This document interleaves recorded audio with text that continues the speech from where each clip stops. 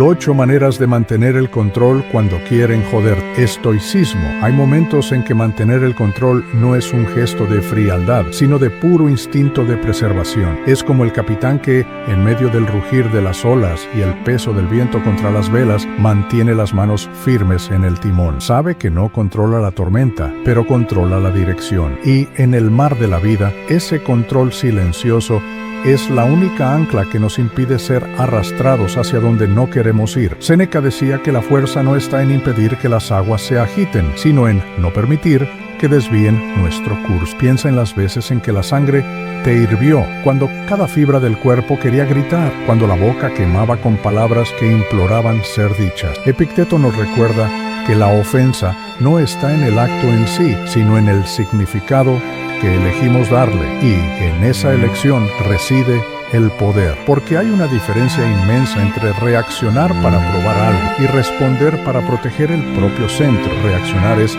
entregarse al campo del otro, es luchar la batalla que él eligió. Responder es elegir el terreno, la hora, e incluso si la lucha vale la pena. Quien busca desestabilizarnos raramente desea solo tener razón. Procuran el espectáculo de nuestra caída. Quieren ver el temblor en nuestras manos, la vacilación en nuestra voz, el descontrol que se convierte en su trofeo invisible. Y cuando ofrecemos calma en lugar de furia, silencio en lugar de gritos, lucidez en lugar de explosión, negamos el combustible que tanto anhelan. Es en ese instante que, incluso sin darnos cuenta, nos convertimos en la piedra en medio del río. La corriente intenta arrastrarnos, pero somos nosotros quienes obligamos al agua a cambiar de camino. Tal vez ya hayas sentido la rabia subir como fuego en el pecho, quemando el aire que respiras, haciendo que el corazón lata como un tambor de guerra. En ese instante, cada célula pide quemarlo todo, destruir lo que nos hiere,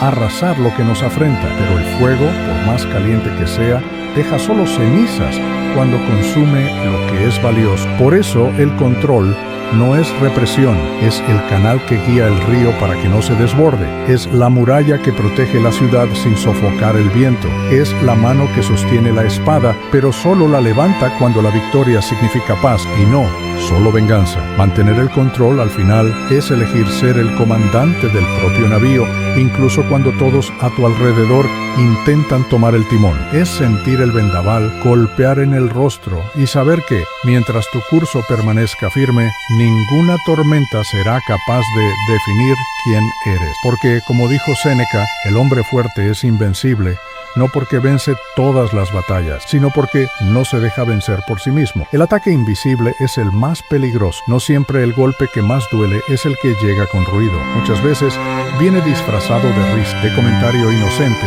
de gesto casi imperceptible. Es la flecha que no se ve, pero que acierta con precisión en el punto más vulnerable. Hay palabras que no se pronuncian en tono alto, pero que penetran como agujas en la carne del alma. Pequeñas ironías, miradas calculadas, provocaciones sutiles. Es así como muchos ponen a prueba nuestras defensas sin que podamos acusar directamente el ataque. El peligro de este tipo de embestida es que se alimenta de nuestra atención. Cada vez que intentamos responder a esas flechas invisibles, cedemos energía, tiempo y enfoque. Es como intentar luchar contra el viento con las manos desnudas. La brisa puede parecer inofensiva, pero si nos distraemos, son ella. Dejamos de ver la tormenta que se forma en el horizonte. Es en este punto que Séneca nos alerta. El insulto solo vive mientras le damos cobijo. Lo que no encuentra morada, desaparece en el aire. Mantener el control ante el ataque invisible no significa ignorarlo todo, sino reconocer que algunas batallas son trampas. Al intentar vencer cada provocación, nos quedamos atrapados en una red que no tejimos nosotros. Es preciso recordar que muchas de estas flechas no tienen poder real, ganan fuerza solo cuando las sostenemos en las manos. La victoria silenciosa en este caso no es reaccionar, sino dejar que el proyectil caiga antes incluso de tocar la piel. Hay una fuerza serena en este tipo de resistencia. Es como la montaña que no se mueve para responder al viento que la rodea, sino que permanece allí, inmutable, obligando al aire a cambiar de camino. Cuando elegimos no alimentar estas pequeñas agresiones, es como si nos volviéramos invisibles para ellas. El agresor lanza su golpe y al no encontrar el objetivo siente el propio peso de la frustración. El ataque invisible es peligroso no porque tenga un poder absoluto, sino porque nos invita a abrirle la puerta, y es precisamente esa puerta la que debemos mantener cerrada, porque la paz interior no se negocia con quien busca solo el placer de nuestra caída. Se preserva en el silencio, en el discernimiento y en la capacidad de seguir nuestro propio rumbo, incluso cuando las corrientes intentan arrastrarnos a aguas desconocidas. El silencio que desconcierta a quien provoca. Hay un tipo de respuesta que no se encuentra en las palabras, sino en su ausencia. Un silencio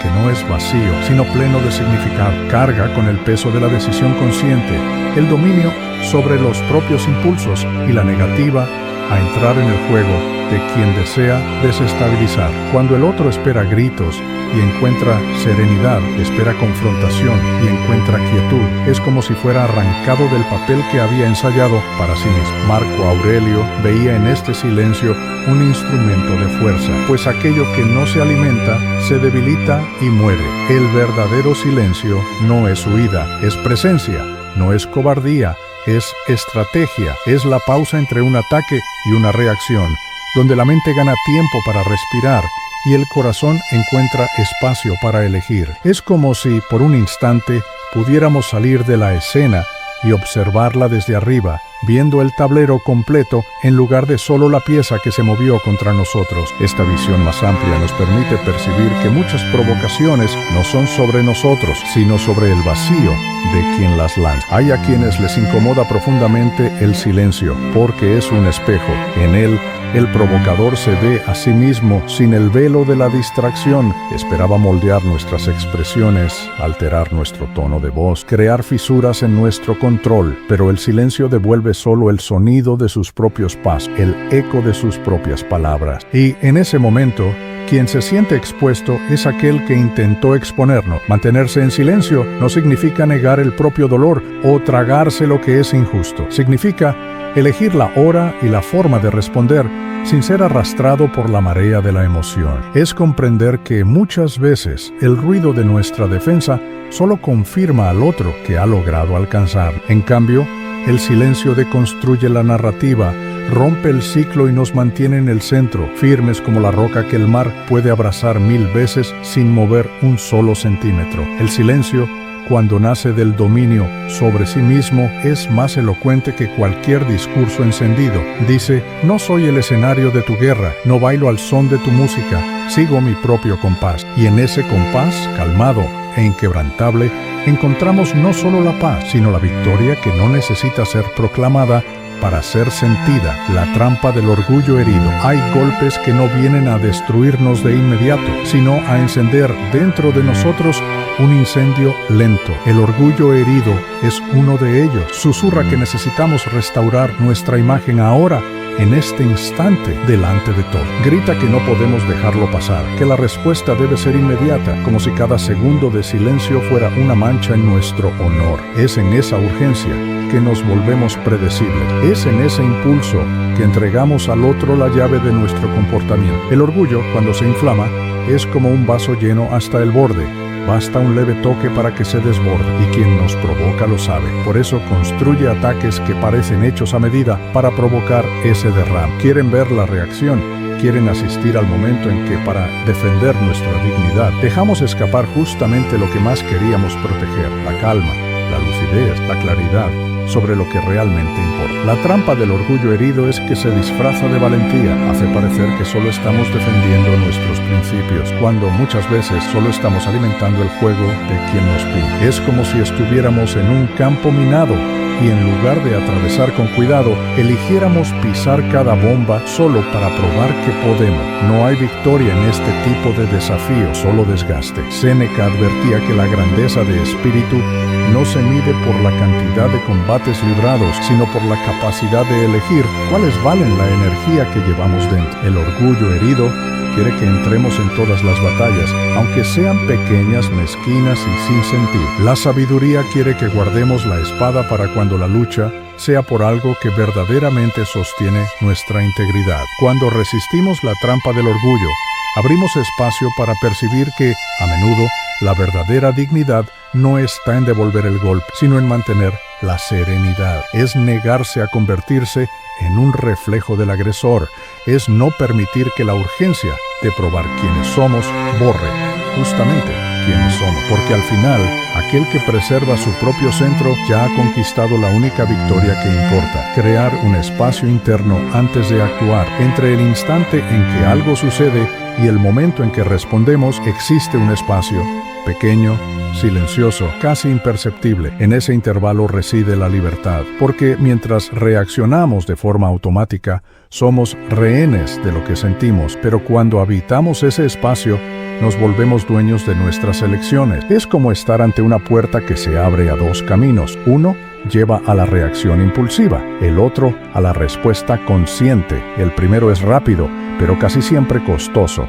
El segundo exige aliento, pero preserva lo que tenemos de más valioso. Epicteto decía que no es la situación en sí la que nos desestabiliza, sino la narrativa que creamos sobre ella. Y ese espacio interno es justamente el lugar donde podemos reescribir esa narrativa. Allí, lo que parecía una afrenta puede revelarse como un simple descuido. Lo que parecía un ataque puede interpretarse como ruido. Crear esta distancia no significa negar la emoción, sino abrazarla lo suficiente para que no necesite gritar. A veces basta un gesto simple para abrir esa pausa. Respirar hondo, dejar que el aire entre como quien invita al mundo adentro y soltarlo como quien devuelve lo que no quiere cargar. Moverse lentamente, permitiendo que el cuerpo acompañe a la mente en la búsqueda de claridad. Mirar alrededor, no para huir, sino para recordar que el mundo es más grande que el instante que te irrita. Son acciones pequeñas que cambian el curso de una conversación, de una decisión, de un día entero. Ese espacio es como un refugio secreto que llevamos a donde vamos. Nadie puede entrar en él sin permiso. En él, la voz de los otros se aleja, el eco de las propias emociones se suaviza y el pensamiento se vuelve nítido. Es allí donde entendemos que no toda provocación merece una respuesta y que, a veces, nuestra mayor fuerza reside en esperar el momento adecuado para actuar o simplemente elegir no actuar. Crear un espacio interno antes de actuar es como construir un puente sobre un río turbulento. Puedes cruzar de forma segura y ver las aguas pasar, sin ser arrastrado por él, porque al final la libertad no está en controlar el mundo, sino en controlar lo que el mundo despierta dentro de nosotros. Conclusión: Séneca nos recordaba que la verdadera victoria no está en vencer cada disputa, sino en atravesar cada una de ellas con la mente intacta. Es fácil creer que resistir es sinónimo de responder, pero el estoicismo nos enseña que muchas veces resistir es elegir el silencio, es preservar el centro, es mantener el timón firme incluso cuando el mar parece querer engullir. Esta fuerza no está hecha de rigidez, sino de flexibilidad. Es el bambú que se dobla con el viento, pero no se quiebra. Es la roca que permanece inmóvil, pero se deja pulir por las aguas a lo largo del tiempo. Cicerón decía que la dignidad es como una armadura. Quien la viste de verdad no necesita demostrar que la tiene, porque ningún golpe penetra hasta el núcleo de su ser. Y es esa dignidad, silenciosa y firme, la que nos mantiene en pie ante cualquier ataque. No es orgullo, no es vanidad, es coherencia. Cuando nuestras acciones y valores caminan lado a lado, no hay provocación que nos arranque de nosotros mismos. Mantener el control no es rechazar el movimiento, sino elegir el movimiento correcto. Es saber que cada reacción cuesta energía y que esa energía debe ser invertida solo en lo que realmente vale la pena. Es aceptar que no todas las batallas merecen ser libradas, porque algunas solo nos alejan del destino que deseamos alcanzar. El control es, en esencia, la libertad de decidir qué peso cargar y cuál dejar por el camino. Al final, resistir la provocación es como mantener el timón firme en la tormenta. No porque creamos que pasará rápido, sino porque el rumbo importa más que el caos alrededor. Quien cede al viento puede que gane velocidad, pero pierde el destino.